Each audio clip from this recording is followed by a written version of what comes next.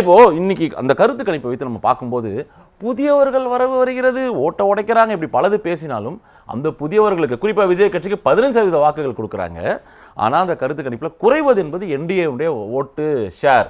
ஒரு பெரிய anti incumbency இங்கே இல்லை. என்ன பெரிய கூட்டணி அங்கே எதிராக நின்றாலும் இன்றைய தேதியில் தேர்தல் என்றால் இந்தியா கூட்டணி திமுக தலைமையில் அப்படின்னு சொல்றாங்க. இந்த கருத்து கணிப்பை நீங்க எப்படி பார்க்குறீங்க?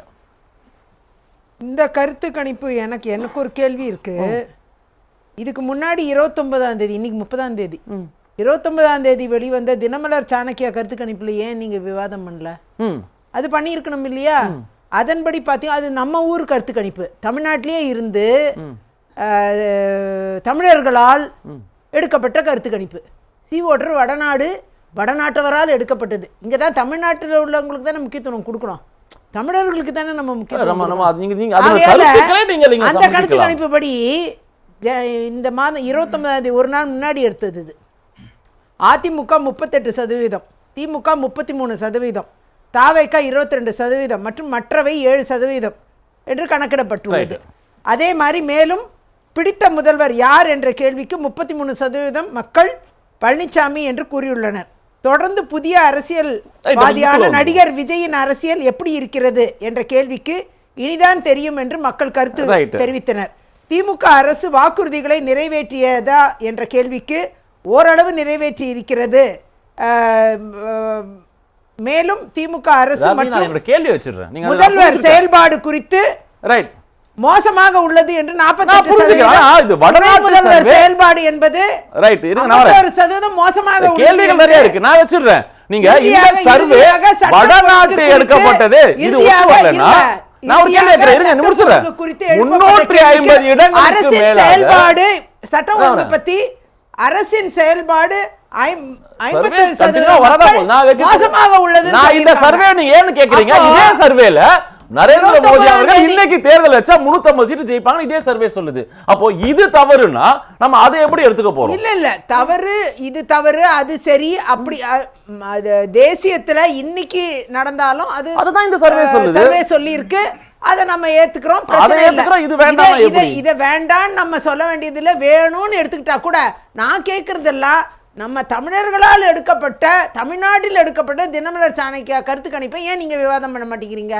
அதை பண்ணுங்க, அதையும் சேர்த்து பண்ணுங்க. எல்லாமே விவாதம் பண்ணணும். அதன்படி பார்த்தா 38% அதிமுக. அப்போ நீங்க நம்புறீங்க 38% தமிழ்நாட்டில் இருக்கிறவனால கேக்குறேன். இப்படி கருத்து கணிப்புகள் எல்லாம் நம்ம முக்கியத்துவம் தரோம் அப்படின்னு எடுத்துக்கிட்டா எல்லாத்துக்கும் முக்கியத்துவம் தரணும். இல்லன்னா இந்த கருத்து கணிப்பை தாண்டி என்ன வேணா நடக்கலாம். நான் கேள்வியாவே வச்சிருக்கேன். மதிவாளன் சொன்ன கேள்வியில இருந்து நான் வந்துறேன். இன்னைக்கு எந்த ஒரு ப்ரோ இன்கம்பன்சி தான் இருக்கு, இங்க எந்த பிரச்சனையும் இல்லை. என்சிஆர்பி டேட்டால பாத்தீங்கன்னா எந்த விதமான குற்றங்கள் குறைந்திருக்கு. இது நல்லா இருக்கு. மக்கள் ஆதரிக்கிறாங்க. என்சிஆர்பி அண்ட் எஸ்சிஆர்பி ரெண்டு டேட்டாவும் ஒரே மாதிரி தான் சொல்லுது. 55% பெண்களுக்கு எதிரான பாலியல் குற்றங்கள் அதிகமா இருக்கு. அதே மாதிரி போக்சோ சட்டத்தில் வழக்குகள் 33% உயர்ந்திருக்கிறது. இந்த கருத்து கணிப்பு இன்னைக்கு ஓட்டர் கருத்து கணிப்பே வர்றேன். அதன்படி பார்த்தீங்கன்னா பெண்களுக்கு எதிரான பாலியல் வன்கொடுமை அதிகரித்திருக்கிறது தமிழ்நாட்டில் அப்படின்னு 15க்கும் மேற்பட்ட 15% பெண்கள் சொல்லியிருக்காங்க. 15% பேர் சொல்லியிருக்காங்க. அதே மாதிரி போதை புழக்கம் 10%, விலைவாசி 12% அப்படின்ட்டு அதற்கும் மக்கள் எதிராக தான் சொல்லியிருக்கு. அப்படி சொல்லும்போது முதல்வர் மட்டும் சூப்பர்னு எப்படி சொல்லுவாங்க? அதுவே தப்பு. அதுதான் நம்ம பார்க்க வேண்டும். ஏன்னா இவ்வளவு விஷயங்களை மக்கள் கருத்து சொல்லியிருக்காங்க இல்லையா? இன்னைக்கு ஓட்டர்லயே சொல்லியிருக்காங்க. கடந்த 7-8 தேர்தலாக தொடர்ந்து இவங்க சொல்லக்கூடிய வாதம் என்னன்னா, சார் நீங்க என்ன வேணாலும் கருத்து கணிப்பு சொல்லுங்க, இந்த கருத்து கணிப்பு அவங்க கூட அதுக்கு முதல்ல நாங்க சொல்லிட்டோம், சென்ற முறையும் நாங்க கிளீன் ஸ்வீப் கிட்டத்தட்ட 7-8 தேர்தலா தொடர்ந்து ஜெயிச்சுக்கிட்டே இருக்கோம், மக்கள் எங்க பக்கம் இருக்காங்க. கிளீன் ஸ்வீப் எல்லாம் கிடையாது. இன்னைக்கு டிஎம்கே நரேட்டிவோட வந்த ஓட்டர் கருத்து கணிப்பு அவங்க நரேட்டிவை செட் பண்றதுக்காக இன்னைக்கு நடத்துறீங்க. நேற்றுக்கே நீங்க தினமலர் சாணக்கியா கருத்து கணிப்பை நடத்திருந்தீங்கன்னா அது ஏடிஎம்கே நரேட்டிவோட செட் ஆயிருந்திருக்கும், வந்திருக்கும்.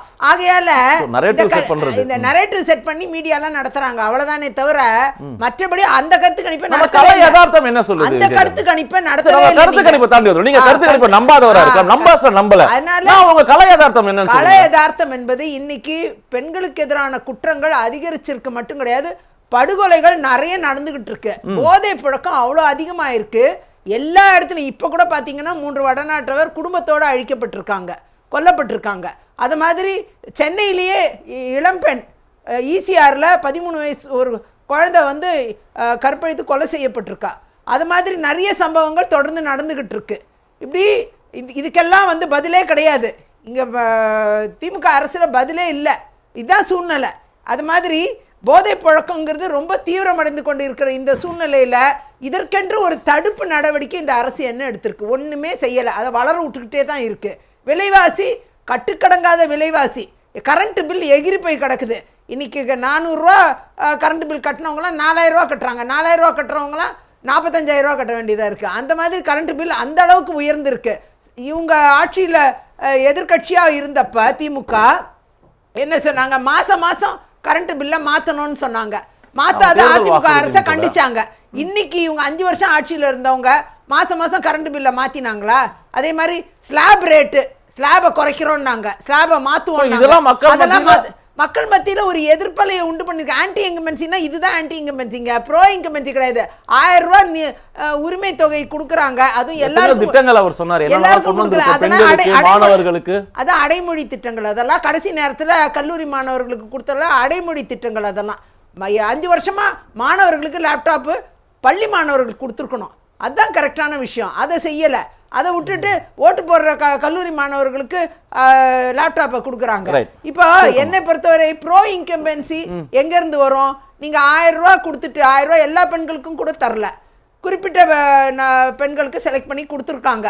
ஆனால் அந்த 1000 ரூபாவை கொடுத்துட்டு நீ 5000 ரூபா ஒரு வீட்டிலேருந்து பிடுங்குறியே. எலக்ட்ரிக் பில்லு, சொத்து வரி, வாட்டர் பில்லு, விலைவாசி உயர்வு, பால் விலை உயர்வு, இப்படி எல்லாத்து மூலமாகவும் நீ காசை பிடுங்கிடுற. 5000 ரூபா ஒரு வீட்டிலேருந்து எடுத்துடுறீங்க. ஒரு 1000 ரூபாவை கொடுத்துட்டு இலவச பஸ்ஸுங்கிறீங்க. ஓட்ட ஓடசல் பஸ்ஸாக ஓடுது இலவச பஸ்ஸுக்கு. ஆனா எல்லாருக்கும் அந்த இலவச பஸ்ல போக முடியுதா? நம்ம ஒரு விஷயம் பாத்துருவோம். அப்படி ஒரு சூழ்நிலை இருக்கு. நீங்க சொல்றீங்க. ஆனா அவங்க சொல்லக்கூடிய விஷயம் என்னன்னா, மாநில அரசின் உரிமைகள் பறிக்கப்படுகிறது, இங்க எங்களுக்கு ஃபண்டு வரல, நாங்க வந்து ஃபண்டு பேஸ்டு வெல்ஃபேர் ஸ்கீம் பண்ண முடியல, குற்றச்சாட்டு எங்க மீது.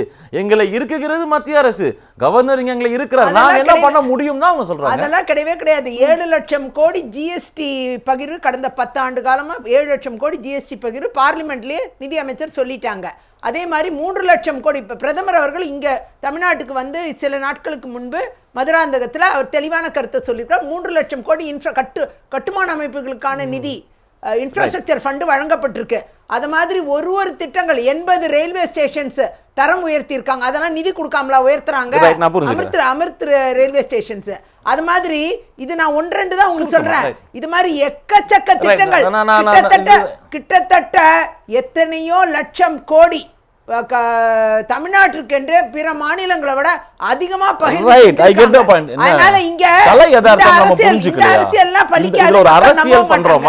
இந்த மாதிரியான சூழ்நிலைகள், இந்த மாதிரியான செயல்முறைகளோட வாக்கு கேட்டா யாரு வாக்களிக்க போறாங்க? மோடி மீது கடும் கோபத்தில் இருக்க போறாங்க. முக்கியமான ஃபிளாஷ் ஸ்கீம்ஸை பாத்துக்கிறோம். மத்திய அரசு தர வேண்டிய நிதியை ஒதுக்குவதில் தானே பிரச்சனையே இருக்குன்றாரு. சரி, காங்கிரஸ் ஆட்சி காலத்துல நவோதயா பள்ளிகளுக்கு நிதி ஒதுக்குனாங்க. அப்ப தமிழ்நாட்டில் வாங்கலை. அது சுப்ரீம் கோர்ட்டில் பெண்டிங்காக இருந்து இப்போ 12 இடத்துல ஆய்வறிக்கை இட அறிக்கை செய்து சப்மிட் பண்ணுங்க, நவோதயா பள்ளிகள் மத்தியிலிருந்து மத்திய அரசு கொடுக்கக்கூடிய திட்டத்தை நிறைவேற்றுங்க நவோதயா பள்ளிகளுக்கு. அது காங்கிரஸ் ஆட்சி காலத்து தான் நடந்துச்சு. இப்போ ஒவ்வொரு ஆட்சி காலத்துலையும் ஒன்று நடக்க தான் செய்யும். இவங்க இதை தடுக்க தான் செய்வாங்க. இருங்க ராபர்ட், கொஞ்சம் பொறுமையா கேளுங்க, அப்புறம் பதில் சொல்லுங்க. அதாவது அது மாதிரி ஒரு நேரத்துல ஒவ்வொரு விஷயங்களை தடுக்கிறது அந்த மாநில அரசு வந்து அவங்க வாக்கு வங்கி அரசியல் இது அது செய்யறாங்க. அப்படி இங்க வந்து பிஎம்சி பள்ளிகளுக்கு இவங்க நிதிகள் நாங்க வாங்க மாட்டோம் அப்படின்னு சொல்லிட்டு பிடிவாதமா உட்காந்துருக்காங்க. ஆனா அதே நேரம் பிற நிதிகள் நான் பட்டியலிட்டேன். பல லட்சம் கோடி நிதிகள் எவ்வளோ கொடுத்துருக்கோன்ட்டு இப்போ நான் பட்டியலிட்டேன் போன இதில் ரவுண்டில் பேசும்போது. அவ்வளோ நிதிகள் இங்கே வழங்கப்பட்டிருக்கு. அப்படி அவ்வளோ நிதிகளும் வாங்கிட்டு இங்கே பாருங்கள், ரோடு இன்ஃப்ராஸ்ட்ரக்சருக்கு 3 லட்சம் கோடி ரோடு இன்ஃப்ராஸ்ட்ரக்சர் சொல்கிறேன். ஊழல் எந்த அளவுக்கு புறையோடிப்பு இருக்குன்னா, அடுத்த வருஷம் அலாட் பண்ண வேண்டிய ஃபண்டு 2026-27 அந்த ஃபண்டை 2000 கோடியை இப்பயே அலாட் பண்ணிட்டாங்க. எதுக்கு? அதில் இருக்க ஊழலை வாங்கிட்டு போகிறதுக்கு, பர்சன்டேஜை வாங்குறதுக்கு. கலெக்ஷன் கமிஷன் கரப்ஷன் நான் அங்க அத தான் கேள்வி வாங்குறதுக்கு வைக்கிறேன். அந்த அளவுல இதே சிக்கல் இப்பயே அலர்ட் ஆயிடுச்சு. 2000 இதே crore சிக்கல் எங்க எப்படி இருக்குன்னா, அலர்ட் பண்ணாங்க?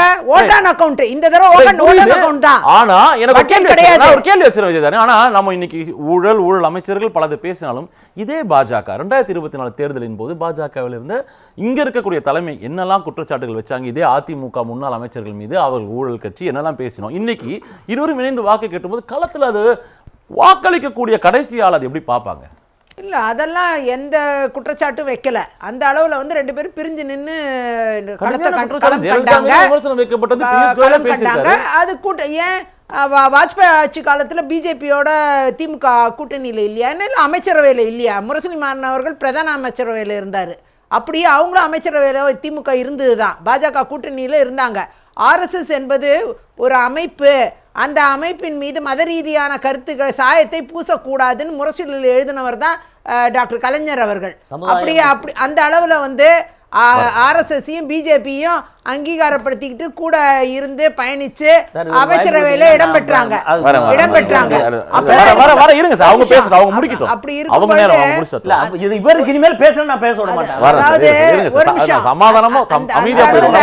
சார் ஒரு நிமிஷம் நான் முடிச்சிடுறேன். அந்த அளவுல வந்து இன்னைக்கு என்னமோ வந்து பாஜகங்கிறது தொடத்தகாத கட்சி மாதிரி இவங்க என்னமோ பாஜக மேல அப்படி என்ன வெறுப்பு, தமிழ்நாடு மக்களுக்கு ஒன்றும் எந்த வெறுப்பும் கிடையாது. இவங்க தான் வெறுப்புன்னு சொல்லிக்கிட்டு இருக்காங்க. அதுக்கு காரணமும் கிடையாது. ஆகையால வேண்டுமென்றே இவங்க வந்து ஒரு சாயத்தை பூச முயற்சி பண்றாங்க. கலைஞர் அவர்களே அப்படி ஒரு சாயத்தை பூசக்கூடாதுன்னு முரசொலியிலே எழுதியிருக்காருன்னு மறந்துடக்கூடாது. ஆகையால் தேவைன்னா அவங்களுக்கு அமைச்சரவையில இடம் வேணும்னா அவங்க வந்து பாஜகவை சேர்த்துக்குவாங்க, தேவையில்லைன்னா அவங்க இந்த மாதிரி அரசியல் பண்ணுவாங்க. வாக்கு வங்கி அரசியல் தான் பண்றாங்க, உலகம் அறிந்த உண்மை. மக்கள் இந்த தடவை நிச்சயமா புரிஞ்சுக்கிட்டு எது நல்லது, பிரதமர் மோடி தலைமையிலான ஆட்சி நன்மையாக தமிழ்நாட்டுக்கு நிறைய நன்மைகளை செஞ்சுக்கிட்டு இருக்குங்கிறத இன்னைக்கு ஒரே ஒரு கருத்தை மட்டும் சொல்லி முடிக்கிறேன். சார் சோமு சார் ஒரு நிமிஷம், ஒரே ஒரு கருத்தை சொல்லி முடிக்கிறேன். நான் கேட்கிறேன், 1 ட்ரில்லியன் அரசாக தமிழ்நாடு அரசை மாற்றுவேன்னு சொல்லி முதல்வர் சொல்றாரு. எப்படி சாத்தியம்? ஐரோப்பிய யூனியனோட போட்ட ஒப்பந்தங்கள், பல நாடுகளோட போட்ட ஃப்ரீ ட்ரேட் பாலிசி ஒப்பந்தங்கள், வரியில கிடைக்கக்கூடிய சலுகைகள், அதனால ஏற்படக்கூடிய பொருளாதார மாற்றம், அதனால ஏற்படக்கூடிய வருவாய், அதனால ஏற்படக்கூடிய வேலை வாய்ப்பு, தமிழ்நாட்டுல இவ்வளவு பெரிய வளர்ச்சி இருக்கு இல்லையா வரும்னா அதைதான் தேர்வு செய்வார்கள்.